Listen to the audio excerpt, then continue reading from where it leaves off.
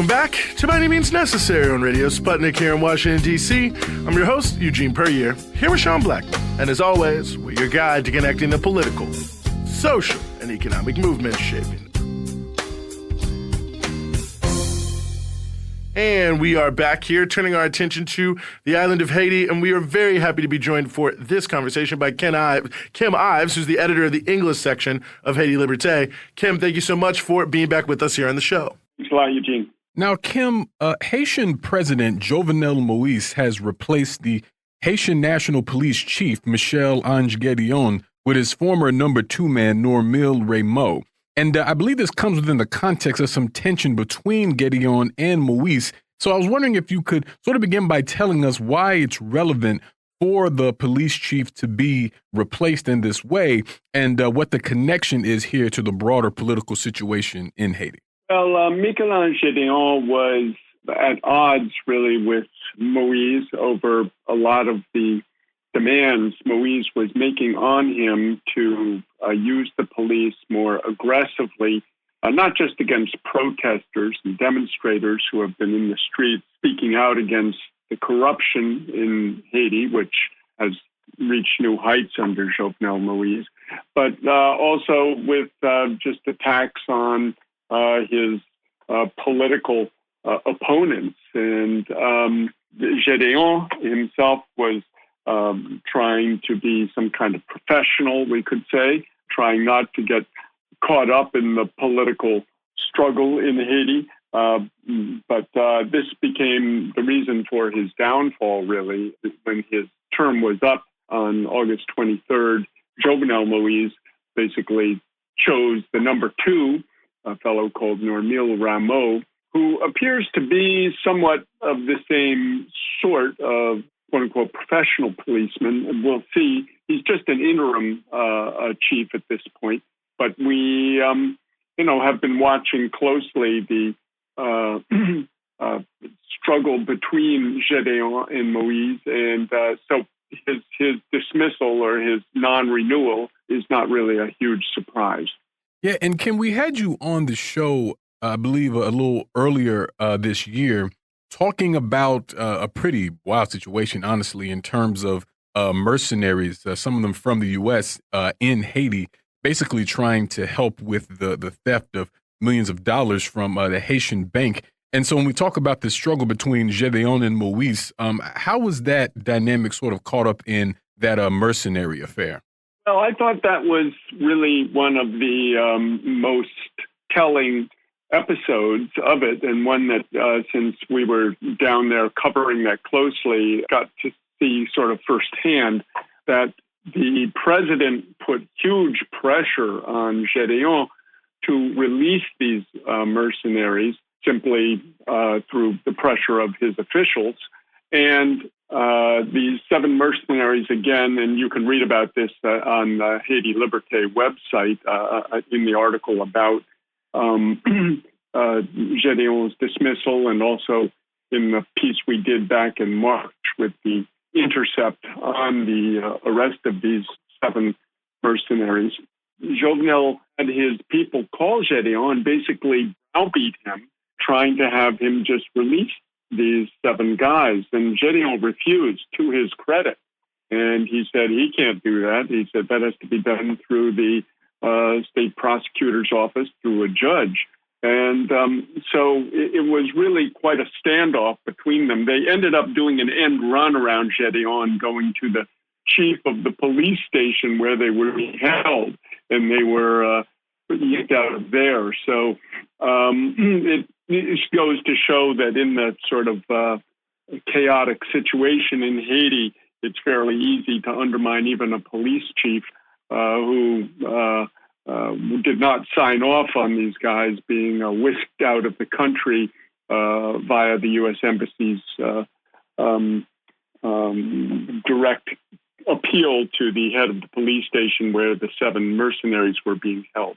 Yeah, and Kim, I'm wondering how much of this is sort of caught up in general institutional issues with the Haitian National Police. I was thinking about back in 2012, I believe, when there was a murder of a police division inspector, Michel Ange Gedeon. and everything that was sort of swirled up in that. So, I mean, how much of this do you think is just sort of endemic to the PNH as an organization? Yeah, well, the PNH has really been sort of second fiddle up until now to the UN peacekeeping force, which has been in the country since the U.S.-backed coup d'etat against Aristide in 2004. First, there was the MINUSTAH, the UN mission to stabilize Haiti, which was changed, had a name change, basically, to MINUJUST in 2017. It went from being about somewhere between 10 to 20,000 soldiers to being about 1,500 policemen and women. And now that force is going to be retired finally in October of this year, October 15th. The MINUJUST will come to an end. And so for the first time in 15 years, Haiti will finally have its own police force in charge. So a lot of this struggle in the police force has been really around the fact that it will be the principal armed force in the country, as the Constitution demands. So I think there has been a great deal of struggle within the circles of the Haitian government and the UN overseers over who is going to run this police force. I see. Yeah, because I wanted to ask about that, because your article in Habeas Libertary's English section about this points out just that the UN occupation forces will be leaving soon. And so it really seems like you're saying, that there are folks jockeying for position within the National Police Force to see who may lead it. And because I was really wondering what kind of impact the PNH becoming the chief armed force there could have on the people on the island, but it seems like that would basically be contingent on who's at the head of it. Right, exactly. And I don't know much about this Normil Rameau. I interviewed Pierre Esperance of the Haitian National Human Rights Defense Network, RNDDH. He said that Rameau seems to be a pretty stand-up guy and is some professional, but I do note that he was based in Washington for a couple of years. It was some kind of exile sometimes when you're sent up to the embassy in Washington. But that could also mean he got some pressure there, and from U.S. authorities, deep state officials, et cetera, may have had him out to dinner or whatever. So it's hard to know exactly. Generally, the U.S. has always gone for whoever is the chief of the army or chief of the police in Haiti, since the army is still fledgling. So we'll have to watch closely what happens with Rameau in the next couple of weeks and months.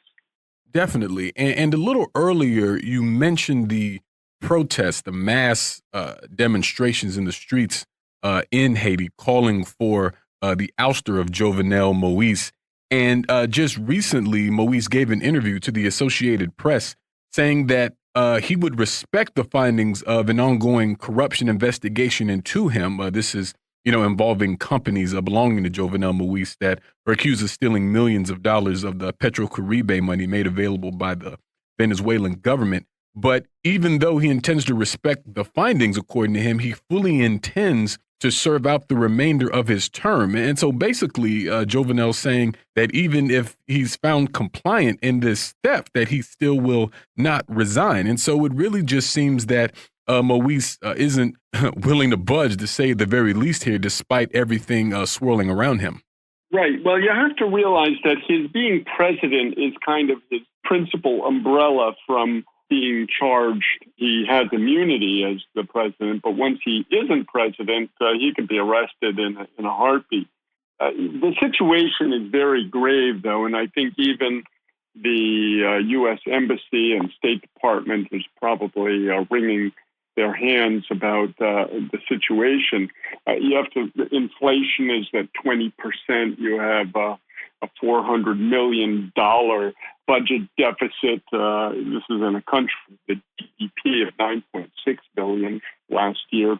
I mean, look at the gourd, the Haitian national currency. It's now at almost 100 to a dollar. As comparison, in 1986, when basically the gourd was cut from the dollar, it was 5 gourds to a dollar. And we don't even have a 2019-2020 budget, which the 2018-2019 budget is about to end. There's been no government since March 18th, when the government of Saint was removed by Jovenel Moïse's allies in the parliament. And you're supposed to have 1/3 of the Senate supposed to be elected on October 28th. There's no election in sight.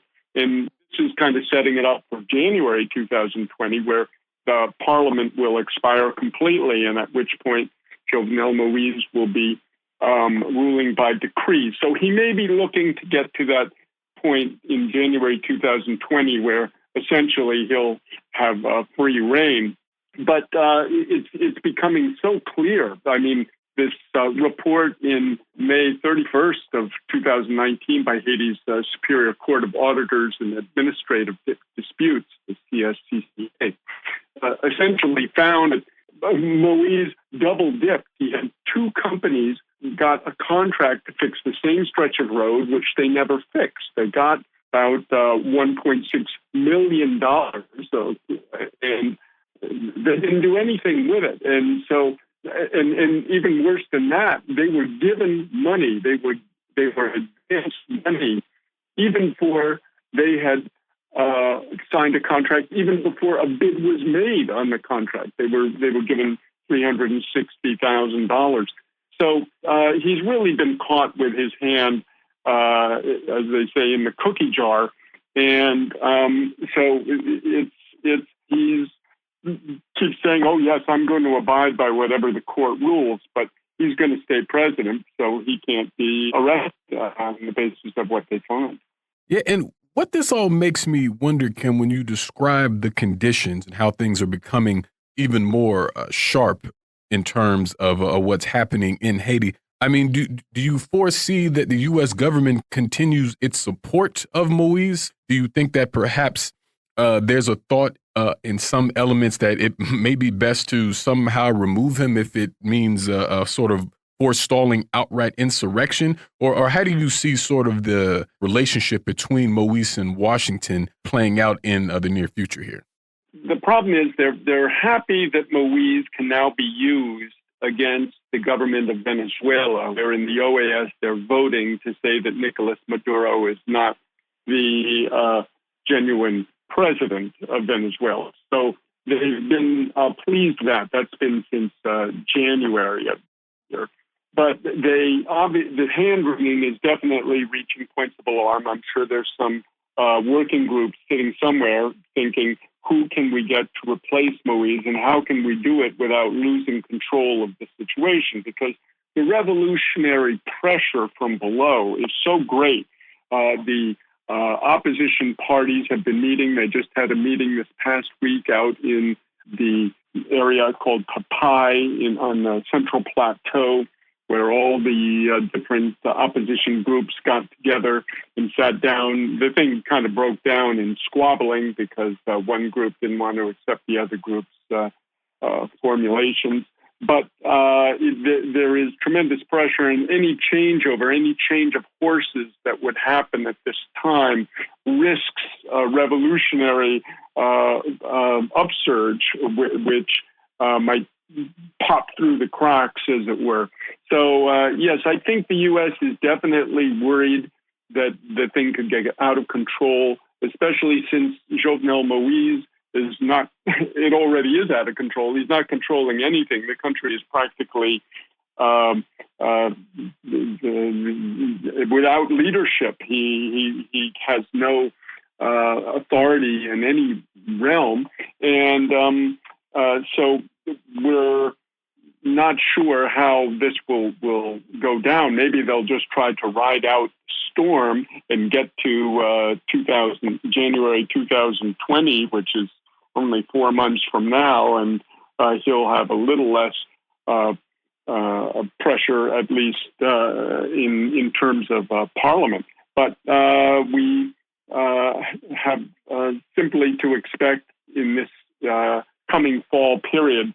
Generally, it's a period when demonstrations will increase, and we're likely to see, especially with all the court and parliamentary reports detailing all the corruption, greater numbers of people in the street even than we've seen in the past year and a half.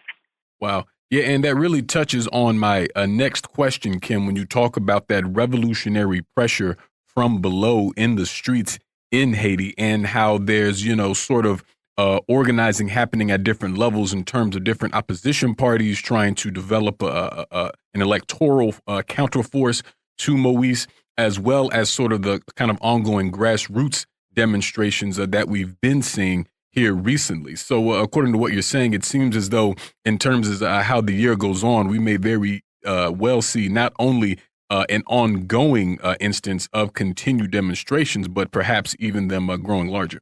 Yes, growing larger, continuing, and Jovenel may be shown the door at some point. There is great alarm, in short, about his capacity to rule.